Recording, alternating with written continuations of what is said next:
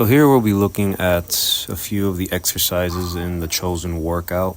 I'm going to talk a little bit about what the goal, what the reason is. We are tying this to wrestling as a sport, so there will be specific reasons why some of these exercises were chosen. First one we have is a hang clean. It is the Olympic lift exercise, around 4 sets of 3 reps. Its main goal, power production through the hip cycle, and the main reason we are choosing this is it increases the speed of the hip cycle, which will transfer to faster takedowns, essentially being able to drop lower than your opponent a lot faster. Second exercise we have is the contrast set of front squat with counter movement jump, 3x3 for the front squat, 3x4 for the counter movement jump. Main reason for this is, again, power production through improved neuromuscular recruitment.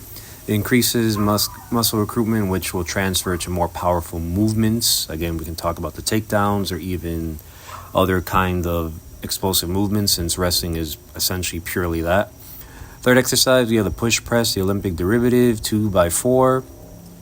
It's power production through pressing overhead. It increases pressing power, which transfers to improved takedowns, essentially being able to, as you come up from a takedown, when you're grabbing them, you can even push them.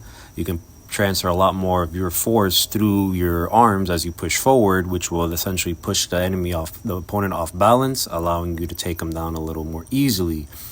Next, we got the lateral tuck jumps for plyometrics. We're looking at 2 sets of 5 each way.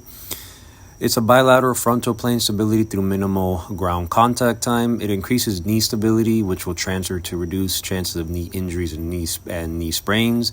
As we saw in wrestling, knee injuries are the most common, especially sprains. So we want to make sure we are nice and stable with our knees. So essentially in the frontal plane, it'd be very important. So we want to make sure we work on the lateral movements.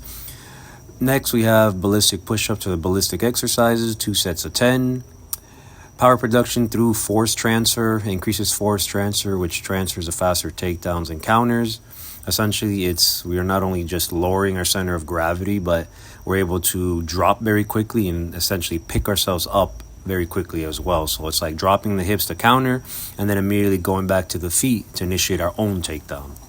Next, we have for the combination, we have a loaded dumbbell squat to single arm press, 3 sets of 8 each side. Again, we have force production through force transfer and increases force transfer, which transfers to, again, improve takedowns.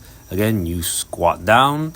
Most of the time, you might be in a staggered stance, but when you are going for a takedown, you may be in a squat position with your feet more narrow.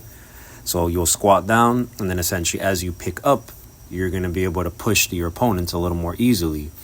Then for the challenge stability, we have the single leg broad jump with an iso hold. So 2 sets of 5 on each side with a 2-second hold. It's essentially unilateral sagittal plane stability through controlled isometrics.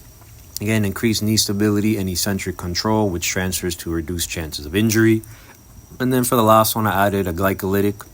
It's just a sprawl exercise, 4 sets of around 15 seconds or so.